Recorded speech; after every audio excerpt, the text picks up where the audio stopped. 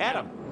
And let's talk about Kevin Harvick, who will come down and change tires on his first opportunity on the pit lane. Rubber out of the left rear to help what is a tight handling condition. Krista? Kyle Busch coming in for his first pit stop. He said his truck is just a little bit tight, actually tight in the center on the verge of being loose off. A track bar adjustment is the call for Kyle Busch.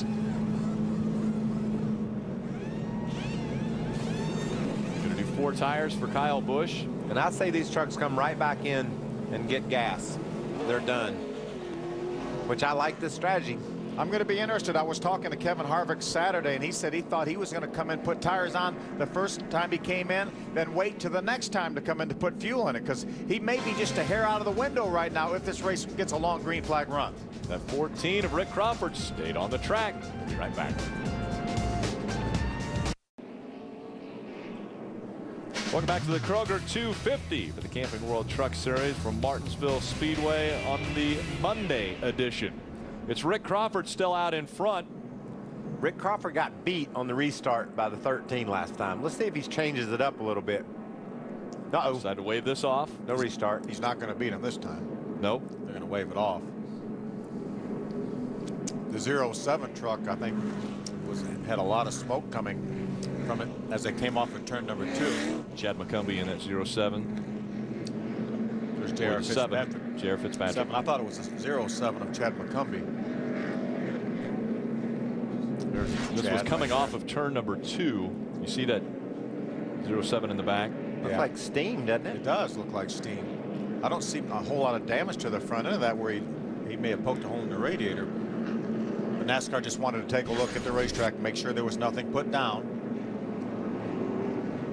What would have caused steam?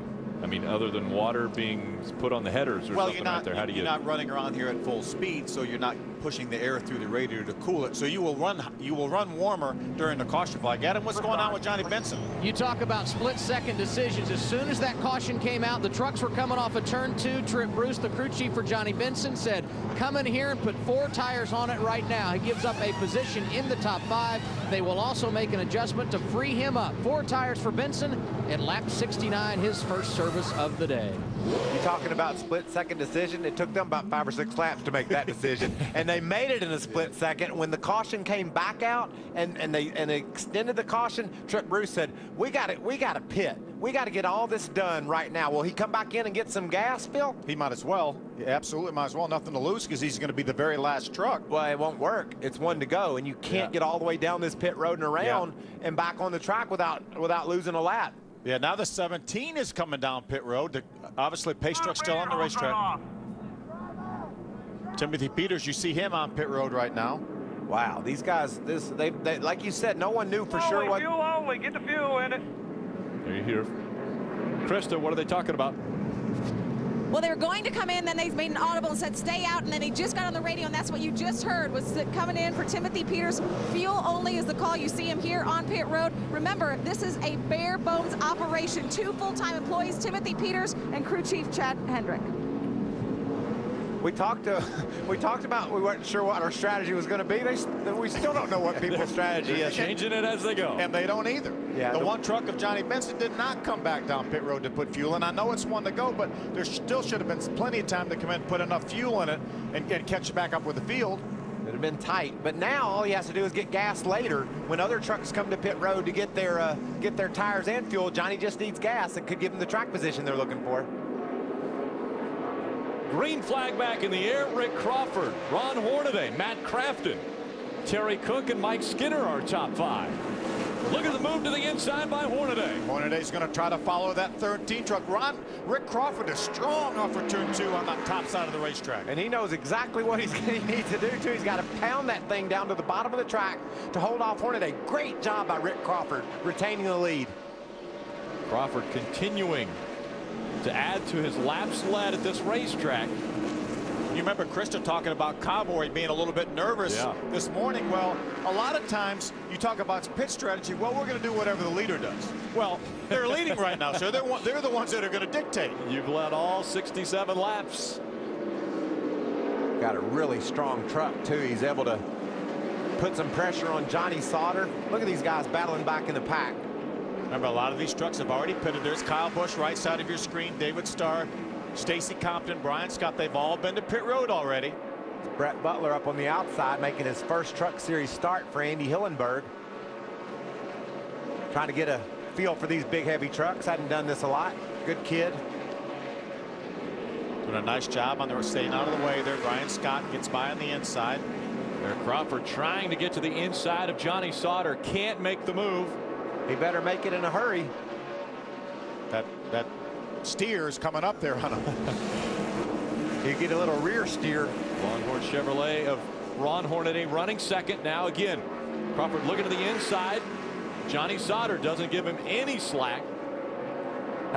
Now Johnny Sauter's quite a few laps down. He's being scored at least 10. Now he's 9 laps down. So look at Hornaday go to the outside, Rick.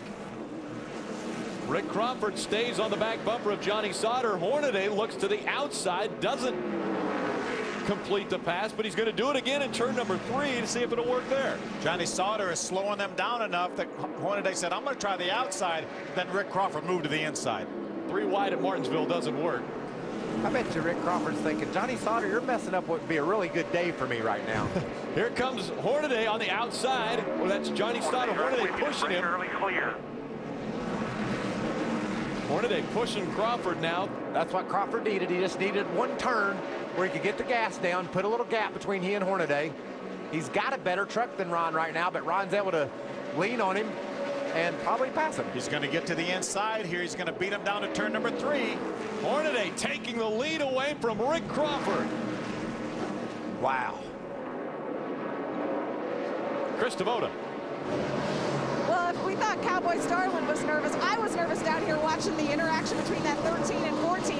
Obviously, they had the issue a little bit earlier in the race. The team reminded Rick, said, hey, go ahead and move that 13 out of the way. He did it to you earlier. So there was some nail biting down here, that's for sure. You know, the thing I think that's interesting is Ron Hornaday right now is our leader. He stayed on the racetrack through every caution flag. Kevin Harvick, his teammate and truck owner, was running in the top 5, so had good track position, and he decided to pit back on lap number 64. And right now, Kevin Harvick's being scored in the 15th position. But this is all going to change. I mean, there's a lot of stuff that's going to have to take place between now and the end of this race on pit road. These guys trying to figure out how to win this race via their pit road strategy. I'd say the next time the caution flies, the leaders will be on pit road. I think so too. Hornaday, Crawford, Matt Crafton, Terry Cook, Mike Skinner. I think a lot of the crew chiefs wanted to see lap 90 to 100 before they made their first pit stop. We've completed 82 laps right now, going to get ready to complete 83, so we're getting very close to that window. Ricky Carmichael in the number 4 truck moving his way up. He's in the 12th spot now, Adam. And he one of the guys that's on a little bit of a different strategy. Billy Wilbur and his crew chief wanted to get him out of balance with the other drivers because he started 29. So they had to do something to create track position. Ricky pitted at lap 50, got 4 tires. He will have to come back for fuel and an adjustment later in the race. But your first ever trip to Martinsville, 29th, the 14th, and 76 laps, including a pit stop in there. That's pretty impressive. Great battle for 5th right now. Dennis Setzer gets to the inside of Mike Skinner to take over that 5th spot. I'm telling you, we were talking earlier, Dennis Setzer could drive a pace car around here and have a shot to win. He is so smooth. I love watching that man operate. He's racing for the 4th spot. Look at that. Just like you said, smooth but fast. He's able to get to the gas in a hurry and drives right around Terry Cook. Adam Alexander. This has gone from 17th to 5th, which is very, very good for him and not surprising. And what perhaps would be scary for the competition, the fact that his crew chief Randy Dean told me this morning, we ran out of practice time. We had 3 more things we wanted to try that would make us better, but I think it's pretty good, and I think Dennis is proving him right on track. I talked to Dennis on Saturday before the original planned start of the race, and he felt like that he wasn't exactly where he wanted to be, but Randy and Dennis probably got their heads together, maybe made some changes this morning, what little changes NASCAR would allow you to make, and it looks like he's got a pretty good truck. Going to 3rd spot. Solid race truck as he takes 3rd away from Matt Crafton. Everyone chasing that 33 of Hornaday.